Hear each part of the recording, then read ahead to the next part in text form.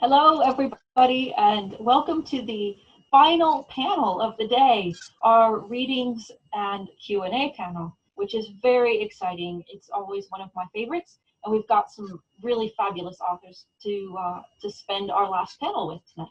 So I am going to tell you a bit about who they are, and then they're going to read for you. So we're starting up with the amazing Radclyffe, who is a multi-award winning author, has written over 60 romances, including contemporary, paranormal, and romantic intrigue, as well as having edited numerous romance, erotica, and fantasy anthologies. She is also the publisher of Bold Strokes Books. She is reading from her most recent release, Love on the Night Shift, a standalone romance in the Rivers Community Collection. Brad. Thanks, Victoria. I'm going to do a very, very brief intro because Victoria told me if I ran over, she was going to cut me off. I chose this excerpt after listening to a panel this morning, the one on love and romance, as Nell Stark was moderating. It was a great panel. And there were some questions about love at first sight, or whether we thought our characters were falling in love too quickly, and whether that was realistic, and how did that fit into the romance paradigm and the kinds of stories that we tell and readers want. So I chose a scene from relatively early in Love on the Night Shift, which just came out in May, which features Grady McClure, who is a new surgery attending at the Rivers Hospital, and Blaise Richelieu, who is an ER nurse who works the night shift.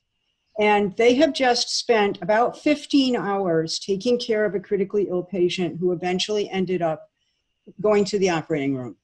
And this was the first time that they met each other. So they met each other in the midst of crisis in a professional setting. But right off the bat, they sort of rubbed each other slightly the wrong way, or Blaise kind of thought that Grady was one of those smart-ass new attendings who basically never listened to anybody. And Grady thought Blaise was sexy because she wasn't really very interested in Grady, and that was unusual. So that was their initial introduction to one another. And as they left the hospital in the morning, after a really long night and a difficult one, Grady asks Blaise if she wants to go out for breakfast because they've just finished working all night. And that's where this reading begins. "Are you sure you're not too tired?" Blaise said, as they rode the elevator down in silence. Grady leaned her shoulder against the elevator wall to face Blaise. They were alone, and Blaise was inches away from her. The urge to kiss her was as unexpected as it was overwhelming. Something in her face might have revealed what she was thinking, because Blaise took a step back. "I'm not tired," Grady said, hearing the huskiness in her voice. She didn't bother to hide whatever was in her eyes, because Blaise had already seen it. "I was just thinking about you, actually." Blaise held up her hand between them like a traffic cop, and Grady couldn't help but grin. "That sounds a little ominous," Blaise said. "Should I ask what you were thinking about?" Grady wasn't entirely certain that Blaise really wanted to know the answer. Blaise always had a little edge of defensiveness in her voice, as if she was fighting with herself as much as resisting Grady's attempts to get closer. "It isn't anything too dangerous," Grady said. "I don't think so, at any rate." Blaise huffed. She didn't believe for a second that Grady McClure was anything but dangerous. She'd been wary of her from the instant they'd met. Grady, with her easy smile and insistent flirting and bursts of genuine interest and unexpected empathy, made her wary and intrigued. That persistent urge to discover the real Grady beneath the practiced charm was even more unsettling than her instinctual uncertainty about her. Blaise liked people. She liked women. Differently than men, true, but when she met a new woman for the first time, she didn't automatically note how sexy she was. Okay, sometimes she did. She was still breathing, after all. But usually attraction came slowly when she discovered who they were as people, enjoyed their sense of humor, and found out they shared common interests. She thought Abby Remy was wonderfully attractive, although, come to think of it, she never got any of the twinges she had when she looked at Grady. But then Abby was married, and she definitely did not go there. But still, she could appreciate everything about Abby and not want more. And then there was Grady. Grady was studying her. Blaise could feel it, actually studying her, as if there was something to see that she was keeping hidden. And of course there was. And that was enough to make Blaze stiffen her shoulders and lift her chin. Grady McClure was not going to poke around in places she wasn't invited, in places no one was invited. So, Grady said, back at you. What are you thinking? You first, Blaze said. Grady laughed. Blaze was not going to give in easily. That was challenge number 1, getting Blaze to admit she was interested. Not admit it to Grady, although that would be nice, but to herself, because she was interested, or she wouldn't be riding down in the elevator for a spur-of-the-moment breakfast with a woman she'd just met. Grady knew that as surely as she knew she didn't usually want to spend time doing anything with a woman as badly as she did with Blaze. Blaze Richelieu was not the kind of woman who took chances. If Grady had to put words to her, they would be competent, confident, studied, certain. All of those things came from having a firm hold on her emotions and as much control as possible on her environment. That was clear from the way Blaze handled everything in the emergency room, from her conversation on the phone with her daughter to her interactions with Abby. Blaze planned her life. No unanticipated detours for her, and that's what Grady was, an unanticipated bump in the road. She laughed again. Blaze raised an eyebrow. Okay, you win, Grady said. I was thinking that you rarely drive above the speed limit, maybe a safe 3 or 4 miles over, but not enough to get you a ticket. When you use MapQuest, you pick out the most direct route, unless, of course, you get an alert there's heavy traffic, and then you weigh your decision considering directness versus speed. You plan your weekend meals ahead of time, and I bet you cook on Sunday afternoon. Oh, and you drive a Subaru. Plenty of cargo space, environmentally efficient, and great in the snow. She stopped, watching Blaze, whose pupils widened just a little, and a faint flush rose to her cheeks. How am I doing? It just so happens, Blaze said, that I have a big, not-so-fuel-efficient Suburban. But I got the other stuff right, didn't I? Grady said. Blaze actually clenched her jaws. Grady could tell because a little muscle bunched at the angle of her very elegant cheek. That was very sexy, and she liked knowing that she'd gotten a response. Challenge number 2. She'd have to watch very closely to discover exactly how Blaze felt about things, because she wasn't going to reveal them easily. So she studied Blaze even more. Okay, 4 for me, 1 for you. Your turn, Grady said. The elevator opened and they stepped out. I was thinking you're complicated, Blaze said. Grady stared. What? Complicated, contradictory. That sounds bad. Grady frowned. She hadn't expected Blaze to accept the offer of breakfast, and she hadn't expected a serious answer to her question. And now she didn't know what to think of the answer. Is it bad, I mean? Blaze slowed and searched Grady's face, looking for something Grady was half afraid she would find, and half afraid she wouldn't. I don't know yet, Blaze replied. Challenge number 3, Grady thought. Discover a way around the roadblocks Blaze set out to keep her away, and find out why they were there. Thank you. Fantastic. Thank you very much. Excellent. Next up, I'm sorry, I'm just still there. Rebecca, I will read your bio here.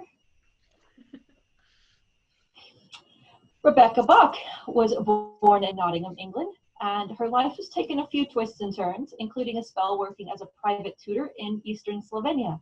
But now she is back in her homeland again and working in the education sector of the museum and heritage industry. She'll be reading from Ghosts of Winter. Thank you. It's difficult to follow that though, so I'll do my best. I've actually picked a really similar part in the story though, when the two characters are getting together. Very, very quick introduction. Ghosts of Winter. Winter is actually a house. It's a manor house. There's a contemporary love story there, but there's also some historical stories interwoven in there.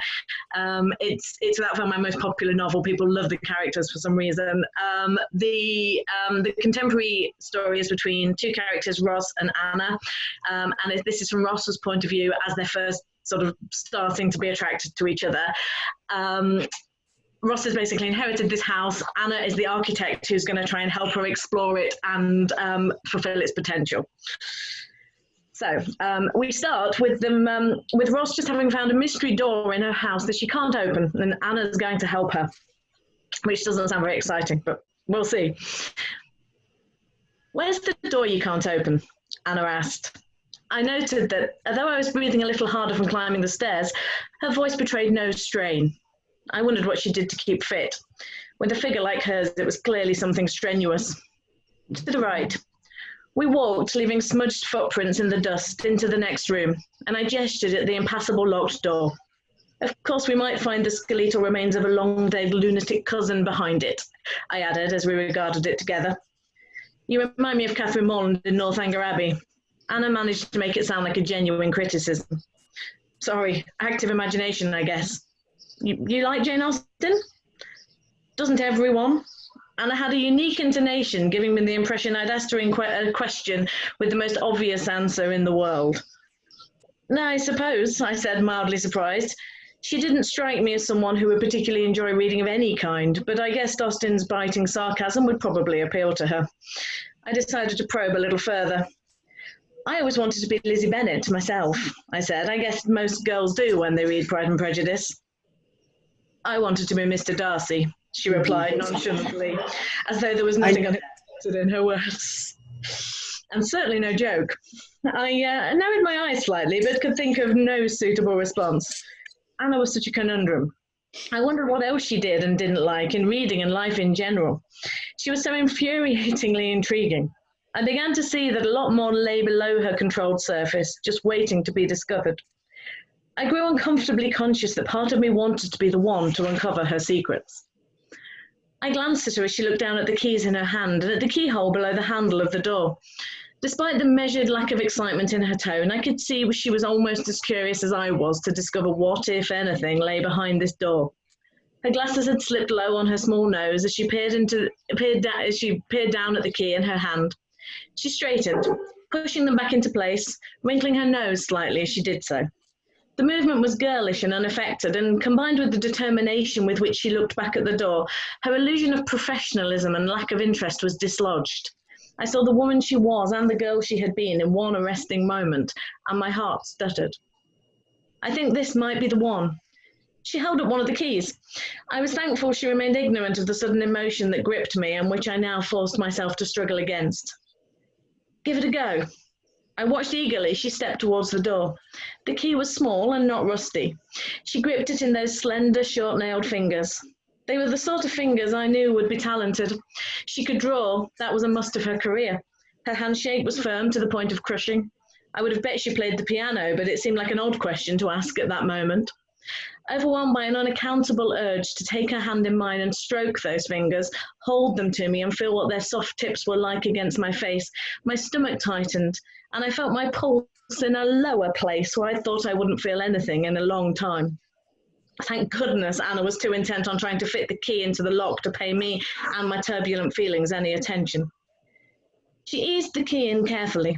It slid in without a problem, and she paused and turned to smile slightly at me. I hoped my face didn't look as hot as it felt. Moment of truth, she said, turning the key.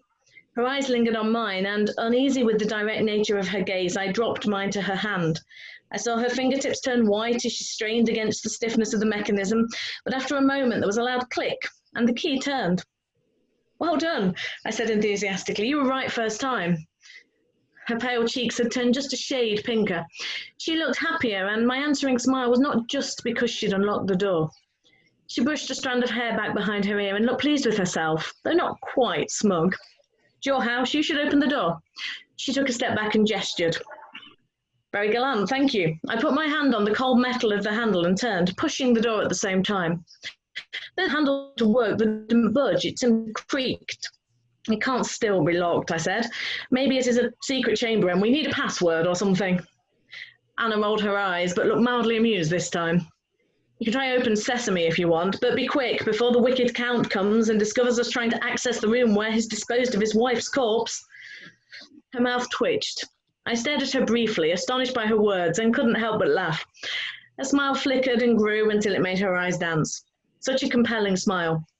Or maybe the wood is warped and it's just stuck against the frame, she said, practically. Her smile faded as she focused on the door again, eyes scanning the frame. I was surprised by her insistence when she took my arm and physically moved me out of the way. Again, the moment of contact with her, entirely functional and meaningless as it was, had a far more powerful effect on me than it warranted. I balled my sticky hands into fists and moved to the side without a word of protest, my throat too tight to speak. I think if we apply enough force, it'll give, she said, trying the handle and pushing slightly, seeming to confirm her assessment. If she'd noticed the effect she was creating in me, she showed no sign of it. Could she really be that unobservant? Or was she choosing to ignore it? I made an effort to compose myself. Should we just push together then, I asked. Let me have a go first. Her expression said she wasn't a woman who would let a challenge defeat her, however insignificant. To my astonishment, Anna stepped back from the door and unfastened the buttons of her suit jacket. She shrugged her way out of it and handed it to me. I looked at it dumbly and stared quizzically at her. The door's dusty and the jacket is more expensive to launder than the shirt, she explained. Of course, I replied, looking at the jacket as if I'd never seen one before. The garment was warm with the heat of her body as I gripped it. I tried not to dwell on that warmth, but my palms and fingertips tingled. The grey woolen material was incredibly fine quality, and I caught that smell, the scent of tobacco blonde again, that masculine undertone of leather, the sensuality of creamy vanilla, that dangerously forbidden hint of smoky tobacco in the perfume. I barely ever wore perfume myself, partly in an attempt to set myself apart from my mother, but mostly because I never felt comfortable with the scent on my skin. But when I suspected that a perfume had been chosen specifically by its wearer, I loved what it told you about that person. Anna smelled of the best of the scents I'd discovered among the many glass bottles on my mother's dressing table as a child, and the most expensive. I had to fight not to raise her jacket to my face and inhale deeply. The perfume combined perfectly with the lingering essence of Anna herself in the fabric. You wear tobacco blonde, I said, unable to resist remarking on the minor recognition of the fragrance. Anna turned to look at me, and I enjoyed her surprised expression. You can name a perfume from one sniff. She raised a questioning eyebrow. It's one of my hidden talents. I look forward to discovering some of the others. I froze with a stupid fixed smile at her words. Had this stunning and outwardly glacial woman just hinted that she would like to know more about me? And in tone so smooth, the words virtually trickled from her mouth. She maintained eye contact, not apparently trying to convey anything, simply watching me. No one had ever watched me in that way before. I felt dizzy. Was I right? I managed to say in the end, trying to keep the conversation on the perfume before my face revealed my confusion and my intrigue. About my perfume? Anna's smile was teasing. She knew the effect of her words, I was sure. But what game was she playing with me? How on earth did I learn the rules of it? Was it even a good idea to try to find out? Lovely, Rebecca. That's fantastic. Well done. Whew. I love this. Okay, Nathan. Nathan Burgoine is a tall queer man who usually writes shorter queer fictions. His first novel, Light, was a Lambda Literary Award finalist, and it and his other novels and novellas and collections are available from Bold Strokes Books. He lives in Ottawa with husband Dan and husky Max. And Nathan, what will you be reading from tonight? So I'm reading from Of Echoes Born. Again, short fiction is sort of my go-to, my comfort zone. And I feel like I should preface, you know how at the beginning of every book, there's that legal passage that says this is not based on any real people, okay, so I'm going to start reading about this guy's day at the bookstore. And I'm going to read, I think the favorite character that anyone mentions out of this collection is Lightning Todd. So I've got Lightning Todd walking through the door. It's this guy that shows up at this bookstore where this young man, Chris, is working. And here we go. I'm going to fix your life. Chris bounced a dozen copies of the latest teen hardcover in his left arm. The customer who'd spoken had kind of walked right by his boss, Lorelei, who was at the cash registers leafing through a magazine. Why customers obviously avoided the free staff to come talk to the people with their arms full was just one of the mysteries of working at the bookstore. Is that the title? Chris said. What? I'm going to fix your life, Chris repeated. The books were getting heavier by the moment, probably all the angst. No, the customer said. I am.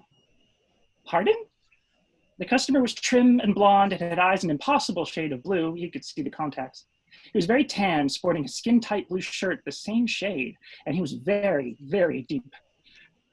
Oh, the customer said suddenly, you think I'm looking for a book He chuckled as if this was a joke.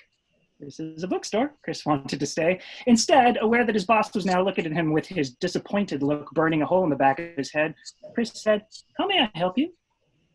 "No, no," the blonde repeated, chuckling now. His teeth were so bleached they dazzled. "I am here to help you."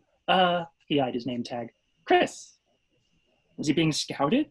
For a brief instant, Chris allowed himself to fantasy. This blonde was going to swoop in, hire him to be a manager at a beautiful gallery somewhere where it was incredibly warm all year round. It'd have to be, given how tan the guy was. And maybe a beach. Oh my God, I have lost the ability to fantasize about a better life. "Okay," Chris said, coming back to reality. More likely, this guy was about to offer him a personal connection to Jesus Christ. If Jesus Christ would take the damn teen books out of his arms, Chris would consider it. "I'm Lightning Todd." "Okay," Chris said, wary. "Is this a joke? Lightning Todd? Oh God, if he was a strippogram, he was totally fired." Lightning Todd frowned again. "Don't you know who I am?" "Lightning Todd?" Chris said.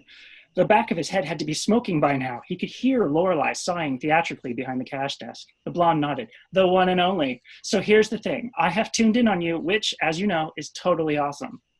"Totally," Chris said, shifting the books from his left arm to his right. Tolstoy didn't weigh this much. Shouldn't classics weigh more than teenage hormones? "Listen, I am really flattered, but I'm at work right now." He offered his best smile. "What?" Lightning Todd frowned again. It really didn't seem to take much to confuse the guy. Oh, his eyes widened. "Oh my God, no, ew, I'm not hitting on you. You're old." Chris clenched his teeth. "I'm 36. "Really?" Lightning Todd peered at him. I wouldn't have said more than 32. "Well done." "Thank you." Chris felt his face reddening. "Listen, I need to get these dealt with." He lifted the books. "So if there's nothing I can help you with," Lightning Todd shook his head. "You're not open to it right now? But listen, after the coffee issue and the zipper thing, I'll come back and we'll chat again, okay?" He seemed confused. Chris?" "Sure," Chris said. "The coffee issue and the zipper thing?" Lightning Todd nodded and walked right past him. Chris could have sworn he heard the blonde mutter 36 under his breath with something like disgust. When Chris got to the cash registers, Lorelei was scowling at him. "Friend of yours?" she said. Chris reminded himself this was a temporary problem. Lorelei was covering Tracy's maternity leave. Tracy was the greatest boss Chris had ever had. Lorelei, he was sure, had been sent by his own personal devil to make his life as living hell. She had the worst sense of business casual he'd ever encountered. Today's blouse was leopard print, and she wore faux glasses that didn't even have a prescription because she said people equated glasses with management. "No," Chris said, putting down the books. His arms were light and rubbery. "Customer." "He couldn't have been a customer," Lorelei said. Her voice was doing the sing-song thing. That was trouble. "He wasn't a friend," Chris repeated. She hated it when staff had friends drop by, unless they were hers. "But if he was a customer, you didn't convert him from a browser to a buyer." She looked over her glasses and down her nose at him. "Remember the mantra, conversion is king." "You may only be the assistant manager, but if you don't model the behavior, how will the rest of the staff buy into it?" "We're the only 2 people on shift," Chris said, and she'd been staring at that gossip magazine all morning. Lorelei shook her head. "This is the attitude problem I was talking about at our last rap session." "I need to go put these on display," Chris said, before he could say something else he'd regret. Or enjoy. He grabbed the books and turned sharply, slamming into the customer who appeared with ninja stealth behind him. The coffee the woman was carrying went all down Chris's front, covering his vest, shirt, and half the hardcovers. "I'm so sorry," Lorelei said, sounding positively cheerful. "He's such a klutz." So I'll stop there. That's the first of Lightning Todd's little predictions coming true. The coffee thing, the zipper thing happens later, and it all spins out from there. Thank you so much, Nathan. It's fabulous. I love that book. Right. Next up, we've got Robyn Nix. Robyn Nix lives in England, but enjoys traveling all over the world in search of inspiration. She loves to create complex characters to weave into stories that remind us of the darker side of human nature in the hope that we might cultivate the light. And she'll be reading from Uncharted. Robyn? Hi. So Uncharted is an archaeology type romp.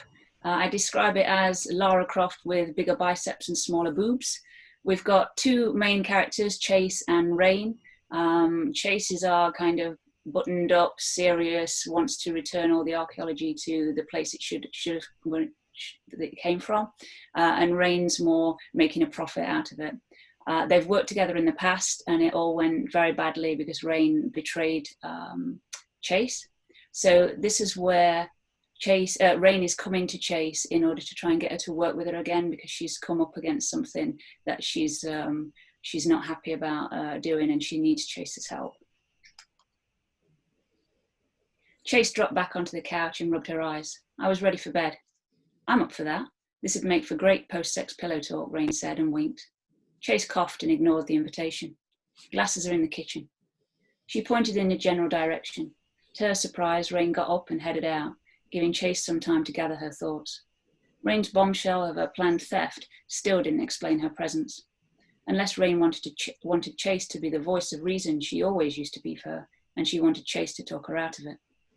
Rain returned with 2 glasses full of ice, filled them with the liquor and offered one to Chase. You still prefer it iced, don't you? Chase accepted the glass and nodded, taken aback that Rain had remembered another trivial detail. Do you remember when I bought you your first bottle? You drank all of it over ice before I read the label. And it was supposed to be heated. Yeah, I remember.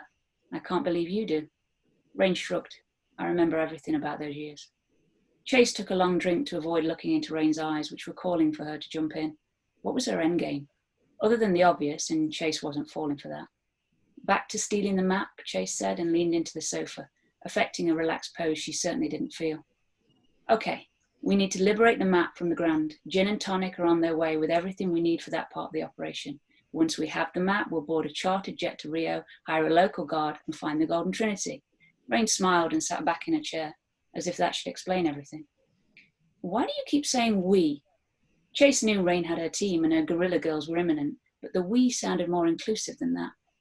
I'm glad you asked. Ray raised her glass. I wanted you to come with me, hence we. She sipped her drink but made a face like she didn't fully appreciate the taste. Like old times. Chase blinked hard. Where to start? Old times had been successful until Florida, and Florida was a success for Rain. She laughed. It seemed like the only reasonable response to the nonsense Rain had just fed her. Look, I understand your reaction and most likely your trepidation, but no shit. How terribly wonderful of you, Chase said, mimicking Rain's particularly proper way of speaking. There's so many things wrong with everything you've just said that I'm struggling to decide how to prioritize my responses. Rain opened her mouth to talk, but Chase thrust a finger up to silence her. Firstly, no to being any kind of accomplice to your crazy criminal activity. Secondly, no to working with you, even though it is the Golden Trinity.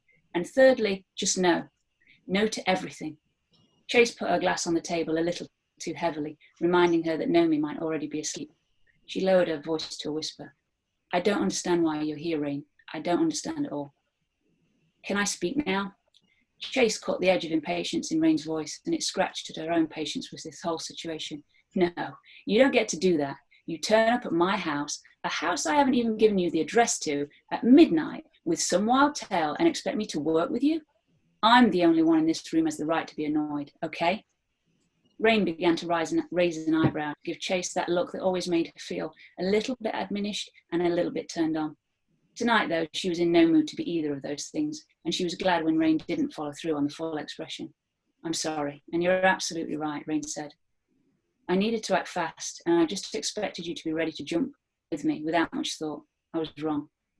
Chase wiggled her finger in her ear. She couldn't be hearing right. Rain had just said 2 things that Chase couldn't recall her ever admitting to, being sorry and being wrong. This, the Zenobia thing, and the meal last night were really making it look as though an alien mind swap had occurred. She looked like Rain. She sounded like Rain, but she couldn't be Rain. Turner is a loon. He wants the treasure no matter the cost, and I don't mean money. Rain ran her hand through her hair and sighed. He'll go through any tribes he comes across, and he said he'd hire Oscar Owen if I didn't take the job. Rain fell silent, and the gravity of her words settled on Chase's mind like a lead weight. Owen's reputation was a particularly vile one. The thought of Rain being mixed up with him flipped her stomach, and not in a good butterflies kind of way. His penchant for violence and his flagrant disregard for women were well known in the business, but he always managed to stay out of Johnny Lawman's hands. If Turner was willing to contract Owen's services, he was bad news in every way. I need your help, Chase. I need your expertise with the map. You'll understand it better than I can, what colours they used and why, the meaning of the positions of the symbols. I can do this, but I can do it faster and better with you. I don't know if Turner has made digital copies of the map, so stealing it doesn't necessarily stop him. This could turn out to be a race, and me stealing the map will give us a head start in getting to the Golden Trinity and making sure everyone on the way is kept safe and away from harm. Once we have the map, Turner's bound to recruit Owen. Rain reached out and touched Chase's knee gently. I know what I'm asking of you. I understand you're reluctant and that you might still say no, but I have to ask. Rain had been opening and closing her hand over and over as she spoke, a little tell that meant she had something else to say, but what more could there be? Chase wanted the whole picture for her to even consider Rain's plea. There's something else. What is it? Rain looked away for a brief moment and shook her head. Isn't that enough? No. Don't do that. You don't get to pick and choose what I should or shouldn't know. This isn't just another expedition. You're asking me to put my life at risk to join you. Rain looked away again and ran her fingers over her forehead. How can you still tell when I'm holding something back? Rain's body language was talking up a storm. Chase smiled. If I told you that, you'd stop doing it. Spill. You mentioned your name and expertise. Rain clenched her jaw and her fist. I think if I pushed him into this corner, he'd come and get you, whether you wanted to go or not. Chase closed her eyes and shut out everything but her own thoughts. The Golden Trinity may or may not be real. Either way, it had put the lives of innocent people at risk, and Rain had laid that at her feet. She must have known how Chase would react when given the story, or at least hoped for that reaction. But did Rain have any choice either? Doing the right thing was unfamiliar territory for Rain. It was Chase's playground. Teaming up again was a bad idea on so many levels, but Chase couldn't see a way to avoid it and live with herself. The possibility of Owen slicing through people with a machete as though they were troublesome vines sickened her. And Rain, if anything happened to her. She squeezed her eyes shut tighter against the invasion of images of Rain coming head to head with Owen. Finally, there was the Golden Trinity. If, a big if, it was real and they found it, Chase could ensure it went to the Brazilian government and their people, and she'd stop Rain from profiting from it on the black market. She opened her eyes and met Rain's gaze. There was a vulnerability there that Chase hadn't seen before. She had no chance of kicking her out and letting her get on with it. Chase had a lot of questions, but right now she could see Rain just needed an answer. God, she was going to regret this. I'll help you, but I'm having nothing to do with whatever your plan is to steal the map. I'm sure your guerrilla girls can handle that without me. Rain smiled. You won't regret it, Chase, I promise. Chase nodded, amused by Rain's optimism and sure that she would almost certainly regret it. But we have to discuss what happens to the Golden Trinity if we find it. Sure, Rain raised her glass, to saving lives and finding the largest haul of treasure in recorded history. Chase clinked her glass to Rain's and knocked it back. She was going to need more than a little liquid courage if they came face to face with Oscar Owen. Yay! Excellent. Thank you, Robyn. So I'm Brey Willows, and I'm going to talk about myself in the third person because I can. So Brey Willows believes that humor and a bit of fantasy can keep us all going. She'll be reading from Changing Course. Hello, everybody. I'm Brey Willows. And Changing Course is a sci-fi, and it's my first sci-fi. It's about two characters, Kylan and Jessa. Kylan is what we call a scrounger, and she basically has to kind of make her way on Endymion. She's considered kind of poor, but she's from a poor community that pulls together in different ways. She's also a fighter. She's good at it, and she doesn't necessarily want to do it, but it's another way to make ends meet. Jessa, who is a ship's captain, is very buttoned up and uptight, and she crashes on Endymion, and they end up mixed up together and having to learn how to navigate this new planet. And Jessa learns an awful lot about herself, as does Kylan. So what I'm going to read is kind of right from the beginning, and it introduces you to Kylan. Damn. Kylan Anderson dodged a fruit cellar, tripped over a children's flyer, and went sprawling into an antiquity shop, where she narrowly missed knocking over a vase she couldn't afford to pay for in 3 lifetimes. Shouts from outside told her to keep moving. The shopkeeper shook his head, looking disgruntled as usual, and pointed toward the back. She blew him a kiss and quickly navigated the pile of cloth, books, and things she couldn't name to get to the back door. The stables in Quasi District were a maze of shops, selling everything that could be gotten on Endymion, and Kyla knew them like the back of her hand. A quick left past her favorite mechanic, a hard right next to the best bread maker in the stables, and then she'd be home free. A hard hit to her chest slammed the air from her lungs, and she landed hard on her back. She looked up at one of the ugliest Lanari collectors on the planet. Ow, that was totally unnecessary. Slowly, she got to her hands and knees and felt for the knife tucked into her boot. Of all days to leave the energy taser at home, a hard kick to her side sent her sprawling onto her back. Come on, guys, I was just having a bit of fun. You know I'm good for my debts. Orlin wants to see you. And I imagine he wants to see me in one piece. So lay off with the heavy flirtation stuff, would you? Kylan got up, dusted off her pants, and straightened her shirt. Another ugly mug joined the first, and Kylan sighed. For the most part, Orlin believed in handling stables matters in the stables, and if she'd been able to make it home, she'd have bought herself some more time before having to face him again. As the starfish-faced Lanari collectors walked ahead and behind her, she mentally ran through her options and bargaining power. She had precious little of either, and was no farther along when she entered Orlin's marketplace warehouse. He sat with his long, spider-like legs propped on the desk, and a bubbling glass pipe between his skeletal fingers. Kylan Anderson, my favorite fighter and biggest pain in my thorax. I'm hurt that you didn't want to spend time with me. Kylan flopped into the seat in front of his desk. It wasn't that I didn't want to. Well, yeah, actually that was why. We both know spending time with you isn't good for my health. He laughed, a grating sound that echoed around the warehouse. That's very true, but it's been good for you in other ways. You've made some money and managed to get your precious papa the flagweed he needs, haven't you? I've been good to you, haven't I? You've put me in the ring to win fights for you, and then you paid me half in money and half in flagweed, instead of letting me buy the flagweed for less money somewhere else. She tried to keep the venom from her voice. Orlin tolerated a lot, but outright disrespect wasn't on that list. You were already fighting, and we both know you enjoy it. I put you in my ring because you needed money and somewhere to dump all that beautiful rage that builds up inside you. He took a long puff on the pipe and blew out a cloud of sickly yellow smoke.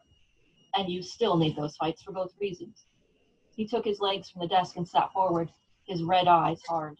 But we both know you took a dive last night. There's no way that Skiva took you out. He tapped out the yellow crystals from the pipe and added fresh ones. And that makes me ask where your loyalty is these days, Kylan. And you know how I feel about loyalty. Kylan knew exactly how he felt about it. Every time a fresh body floated down the river, there was no question who sent it there. Quasi could be tough, and the stables especially so, but Orlin was the only truly big player in it. I didn't dive. If I had, it would have been way more dramatic and interesting. It's your fault I hit the mat. He narrowed his eyes and she hurried on. I told you I wasn't ready to get back in the ring yet after that match with the Belfura. She did a number on me, and she messed up my collarbone. The Skiva last night got lucky and got a hit in the same place. Orlin sat back and stared at her for a long moment. You made me a lot of money on that Belfura fight. Kylan's nerves settled slightly. If he was willing to acknowledge her usefulness, she wasn't about to go for an unconscious swim. I don't dive. I'm adding my losses from last night's fight to the debt you owe me. Everyone expected you to take that Skiva down with no problem. He shrugged. Show me your collarbone. Kylan hesitated until a guard moved toward her. Back off, sucker-face. Go play with a rock. She tugged open the laces holding the top of her shirt together to show Orlin the black bruise that spread along the bottom of her throat, over her collarbone, and onto her chest. He glanced at it and then motioned for her to close her top. You should have shown me that yesterday. Be calm. Don't be stupid. I told you yesterday, and you said you didn't want to hear it. I'll delay your fights and put your debt on hold, but you get back in that ring within 14 sets of the first sun, understand? And my collectors will be watching, so don't try to pull some stunt that means you won't be paying up. His pipe burbled and yellow gunk splashed onto his black tunic. I own you, Kylan. Don't forget it. And if you don't turn up, I'll personally pay a visit to your dad, see if he knows where you are. The words made the bile in the back of Kylan's throat burn, and she had to stop herself from spitting it onto his desk. She stood. I have things to do, women to enjoy and sand fleas to eat, and I'm sure you have butterflies to de-wing and small children to torment. So, that's that. Well done, everybody. Yay! Thank you, Brey. That was very good. So, people watching, if you want to throw some questions in the Q&A box, we would be happy to answer them. I have one just for the panel in general. What do you love the most about creating a new book? So, Rad, shall we start with you? I enjoy most putting a new twist on the themes that I've explored before. I like to tell the same kinds of stories, but I like them all to be different. And for me, it's always a little bit of an adventure. And sometimes I discover things while I'm writing about myself and about my characters that I didn't anticipate. So it's always a little bit of an adventure.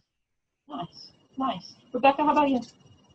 I definitely agree with the part about it being an adventure. I think it's two different things. I think if I'm writing something historical, which I tend to do a lot, it's that enjoyment of opening a window but looking through it in a different way, by creating queer characters in a time when that's not something people associate with that time, that sort of thing. Telling that story is something I really enjoy. But when I'm writing more contemporary characters, it really is that sense of exploring who they are, and perhaps they act in a way that I wouldn't, but you get to explore that and have fun with that, and I really enjoy that as well. Awesome. Cool. Nathan? I think for me, it's just the sheer joy of giving us our own happy endings. I still have so much of that reflex of when I was younger and either never seeing us or only seeing us with sad stories, that every time I get to write a happy ending, I'm like, I did it again. And yeah. Awesome. Robyn? I think I echo, pun intended, Nathan's comment. It's lovely to give people happy endings, and from an LGBT perspective, having that and absorbing that and seeing that, I just think is really, really important. And being able to contribute to that body of work is something that's really close to my heart. So starting a new book is always a little bit trepidatious, but I love to work through it and then finish it and have that physical book in my hand and know that those words are out there, and hopefully at least one person is going to find something in there that they can, carry with them. So a second question as we wait for the questions to kind of come in. What is the coolest thing that a reader has ever said to you? I'll do a little countdown to give you a second to think. So do do do do do do do do do do do do do do. And Nathan. So there's a little village town that I had to look up because this reader made a throwaway email, and he said he was from a place called Coffeen, and I want to say Illinois. I think that's right. And mine was the first story he'd ever read with a gay couple who were raising a stepchild, and it just was. There was no challenge about them being queer. It was just the first time he'd seen two gay dads, basically. Nice, very cool. How about you, Rebecca? Well, a reader once said that they didn't like my books, and then they saw a photo of me and they realized I looked like a cute girl next door, and at that point they decided they liked my books. So I'm not sure if that counts as cool, but no, actually, quite recently, because it's a while since I had a new book out, and I tend to think that people have forgotten about me, but somebody actually said to me very recently that they go back and they reread my books, and they've done it more than once, and the idea that I've created something and a world and characters that people want to go back to, even when they know what's going to happen, that's amazing, actually, to think that you're in somebody's thoughts and that they relate enough to some of the things you've written or find it interesting enough to go back to it, even when the books existed for quite a few years. I thought that was really amazing. I think just the thing I always find sort of most startling as a writer is the idea that my stories and my characters are kind of living in people's lives and in their heads and things. So yeah, that was really cool. Yeah, I think that's a great answer. Absolutely, yeah. Rod? I think the thing that I've never forgotten was an in-person interaction. I was reading my very first time at an erotica panel at Saints and Sinners. And that was a long time ago, probably 12, 13 years ago. And after the event, this young woman, teenager, came over, and she was there with her mother. And she told me how much my books meant to her. And she mentioned Above All Honor, which is filled with sex. And I'm thinking, holy cow. But I thought how incredibly neat it was that not only was she there, but she was there with her mother. And that made me feel like my books were giving to people what I would have wanted when I was 16. That's very cool. Yeah, very cool. Robyn? I think the thing that stands out for me is not what somebody said, but what somebody did. And it's actually very recently, a reader is in the process of doing a whole huge tattoo of a bookshelf, basically. And a couple of days ago, I saw my name on it, on one of the books, Robyn Nix, and it was awesome, because that's there forever. And just for my words to have reached somebody enough for them to want to ink their skin forever is just something I never thought would. It never crossed my mind that that's where I would be, kind of, on somebody's skin in 4 years' time after writing my first book. Yeah, that is very cool. I think for me, that was one for me as well. When I wrote the Afterlife series, and every book cover of the trilogy has a set of wings on the cover. And at Pride, somebody came to me and showed me those wings on her shoulder. And it was, I mean, the book touched her that much. The series touched her that much that she wanted it with her all the time. And I thought that was quite extraordinary. And like Rebecca says, to know that your words are living in people's heads and mean that much is really kind of something else, isn't it? So I'm going to go to reader questions here, audience questions. And I think I'm just going to kind of start from the top because there's a lot of good stuff. So what do you hope readers take away from your books? I think that's a really interesting question, and I think it might be a tough one to answer. And I think we've touched on it a little bit here and there in other panels. So I'm going to go the other way. So Robyn, what do you hope readers take away from your books?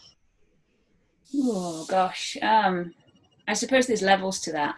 And the first is that they enjoy it and close the book, and that it stays with them at least a little while, because there are readers out there that just consume books by the bucket load, and you can't imagine that your story can kind of stay in their heads. So I think that my hope would be that I write things that really make people think and enjoy, but on various levels. Yeah. Oh, thanks. Nathan?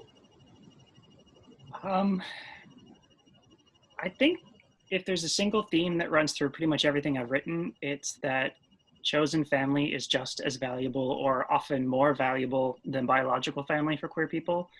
And so if I find someone who needs that message and they get that message, I think that's the number one thing. I hope. Very nice. Rebecca?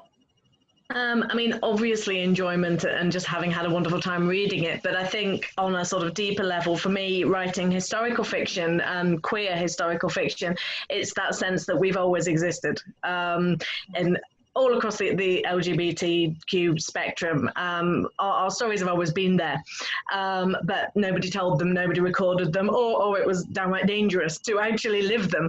And that sense that those stories have always been there. I like people to be able to imagine that some of the characters I've created could really have existed in those time periods, and that there's a positive story from the past representing us. Very nice. Excellent. And Rad? I write about love because I think that love is one of the most essential human emotions, and I hope that my readers get the message that who we love and how we make love is our right, and it's always good, and it's always just, and it should not require any kind of justification. Nice. Very nice. For me, I want readers to go away and change the world. I want you to walk away and think about why you're religious or why you aren't. I want you to tackle climate change. No, I mean, I do write kind of the social issues because I like them. I like meaty things to sink your teeth into. But I also want you to just walk away and be entertained and have enjoyed a moment of kind of respite from the world. And as Nathan said, chosen family and just being. I tend to not write characters who struggle much with being gay because I want it to just be. I got very lucky. My mom is gay. And she's on here and commenting to all of you, just so you know. And it just was, and I think that's pretty amazing. So, when did you first learn that language had power? I think we can all probably say when we learned to speak. I think you always kind of know, don't you? Rad, do you want to take that one? Oh, well, I mean, I could dissemble and say when I was 2 or when I first read a book, but I suppose when I first realized that words could change my life, that's when I felt the impact of words. And it wasn't until much later that it even occurred to me that I could use words to reach other people and perhaps change other people, but probably before I was a teenager. I was looking for words to tell me about the world and to tell me about myself. So I think then. Yeah, I think that's probably an experience that most of us share. This question came up in a couple other panels and I never got to it. And it's come up again, so I'm going to ask. Have you ever come across someone who you think looks like one of your characters? Thinking. Rebecca? Well, I mean, I don't know if we're talking kind of real life people or celebrities, but some of my characters do actually, in my mind, some of my characters do look like celebrities when I create them. When I start to think of a sort of a physical picture of the person, quite often if there's a celebrity that looks similar, I will bring up a picture of them just as a sort of an idea of sort of how different things fit together, what it is about them that makes them beautiful, what it is about them that gives them that quirky appearance. And I'll borrow elements from the description. So yes, in fact, Anna from Ghosts of Winter, which is everybody's favorite character that I've ever written, is quite heavily based on a famous person. So every time I see her, I always think of Anna, actually. I can tell you who if you like, but you may not know who I mean. So. You can if you want to. In my mind, and it's funny because readers have told me she looks nothing like him, in my mind she looks a lot like Stephanie March when she used to be in Law and Order, playing ADA Alex Cabot. Who I was completely in love with. And then that's how she looks in my mind. Awesome. Robyn, have you had that happen? It's short answer no, sorry. Yeah. How about you, Nathan?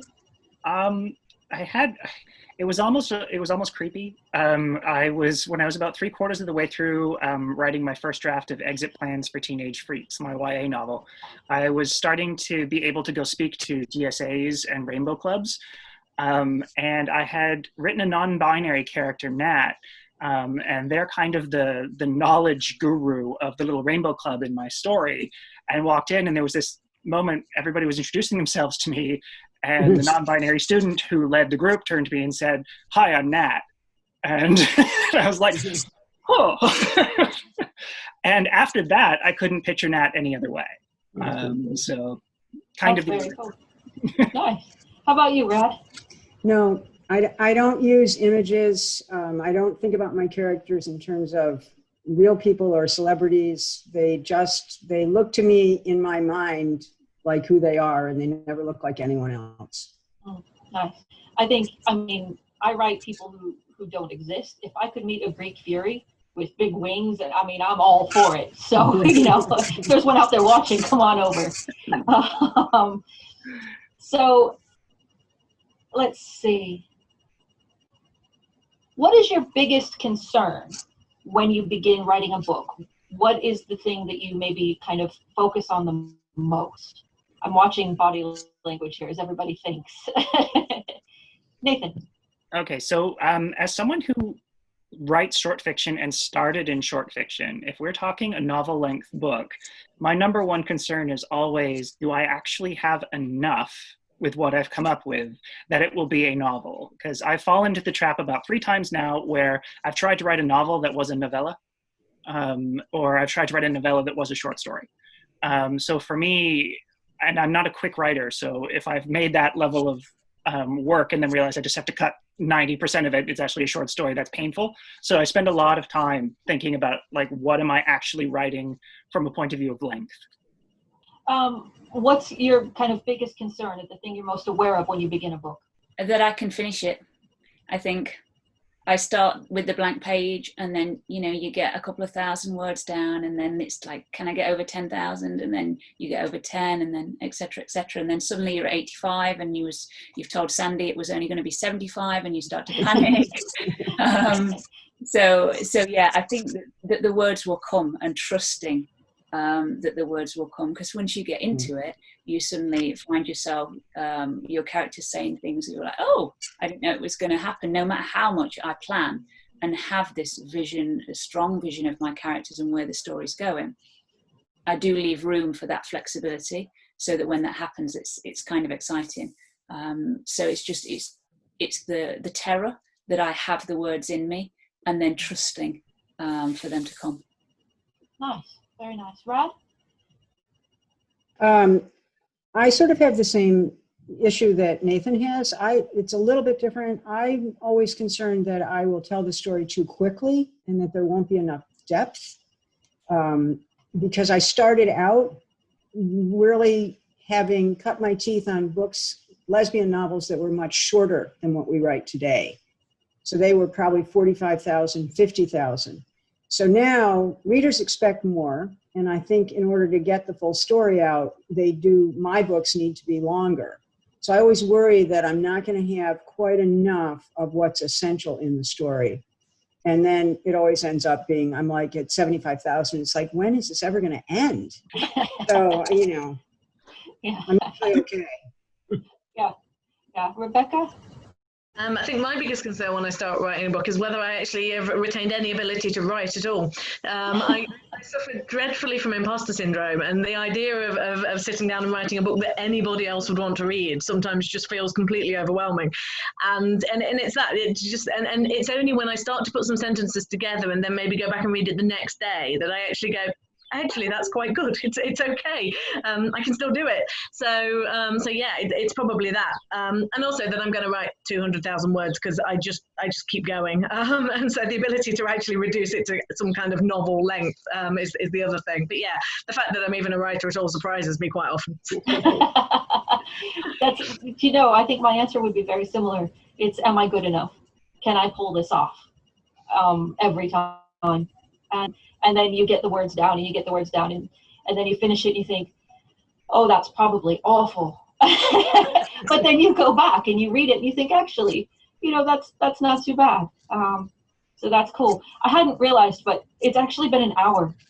It's just flown past. And I don't want it to end. I just want to keep going, but I have a feeling I shouldn't. So I'm going to say thank you. I'm also going to ask you before you go, what is your most recent book that people should go straight to the website and get? Rad.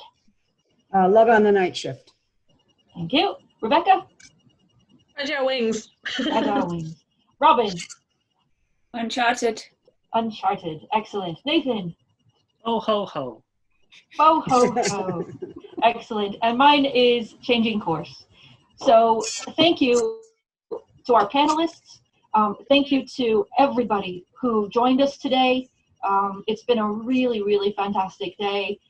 I'm sorry we weren't able to get to so many of your great questions. Hopefully we'll get to them tomorrow, where we begin again at 11 o'clock in the morning in the UK with Carrie Hunter and Jane Fletcher having their Sunday morning chat, and then we'll dive into the panels from there. So be sure to register for tomorrow's panels over on the Bold Strokes website. And with that, I will say good night. So thank you very much, Thank everybody. you. Thank you. Thank you, everybody. Right. Bye.